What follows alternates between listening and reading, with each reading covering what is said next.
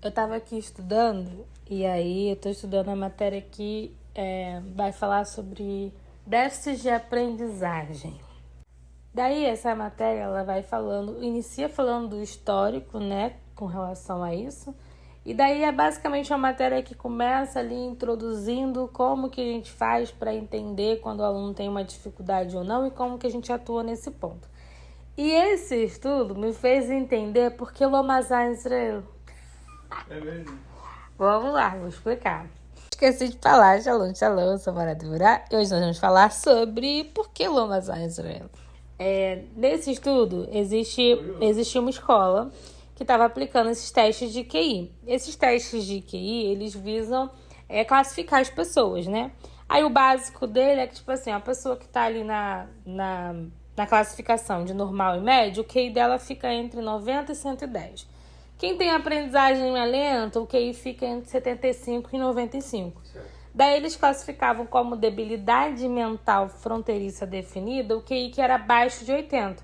Então a pessoa que fez o teste, o QI dela deu abaixo de 80, ela não é boa da cabeça, ela tá ruim, ela tem déficit, ela tem problemas, tem uma debilidade mental, ela não a cérebro não funciona direito, ela não consegue executar as coisas.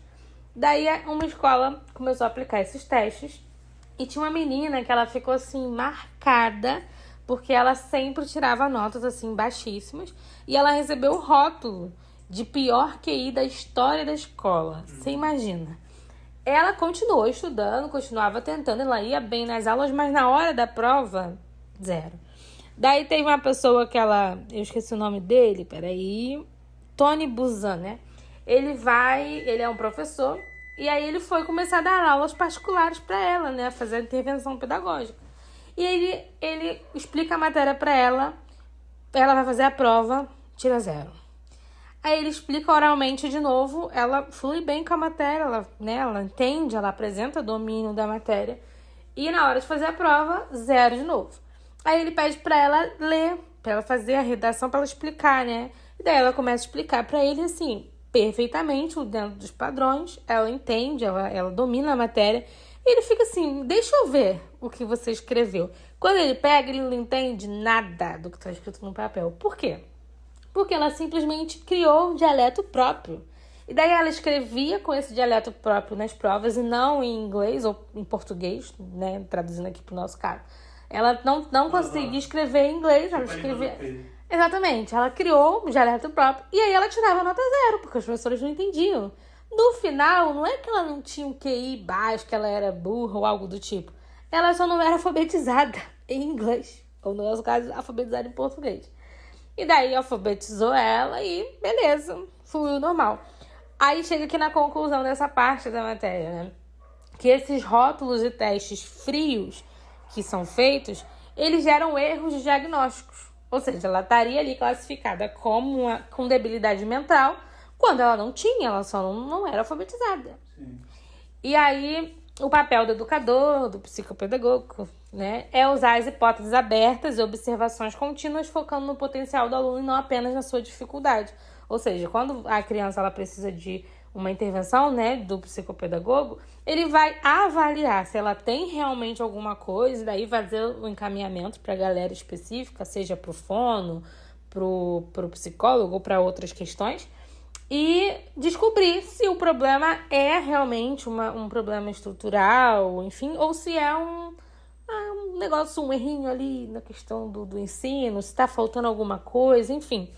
E aí, o que isso tem a ver com Lomazar Israel? O motivo de não há Mazal, o que é Mazalot, né? É o que nós conhecemos, assim, bem rasamente como os signos. Só que existem grandes diferenças e o ponto crucial, né?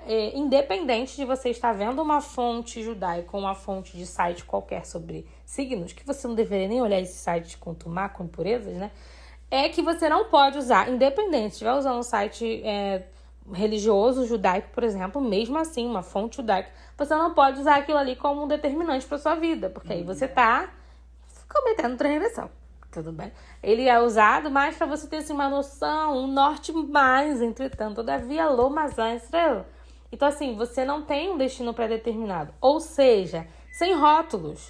Sem rótulos. Você é um ser humano dotado de sabedoria, inteligência. Você é um ser humano dotado de possibilidade de fazer techuvá, de pensar as suas ações, nas consequências, lá. Ah, mas às vezes a gente erra e tem as consequências, aí, nossa, se encaixa muito com a Mazal, lá. Não, você não é obrigado a ser o que a Mazal diz que você deveria ser por causa da influência da lua, etc. Claro, a gente sabe que a criação tem uma influência, lá, mas ela, assim, é tão baixa perto da sua vontade, do seu querer, perto do quão grande você pode ser, que Lo Mazal Israel. Se você ficar, por exemplo, a minha Mazal, eu sou muito ligada a dinheiro, e aí eu tenho esses problemas, e lá, eu tenho que me divertir, eu tenho que tentar saltar como cabrito, e lá. E aí, quando eu não consigo falar, é da minha Mazal, vou me entregar, já era, não tem jeito, me entrego a má inclinação, tá errado, Lo Mazal Israel, Hashem te deu a possibilidade de fazer techuvá. Quem não tem Torá, que não tem o guia, que não tem o Ruach HaKodesh, o Espírito Eterno, realmente, sim, vai ficar mais propenso a essas influências. Você faz techuvá, você tem Torá, você tem a possibilidade, seu destino nas suas mãos, seu destino que você entrega nas mãos de Deus, obviamente, mas não na sua Mazal.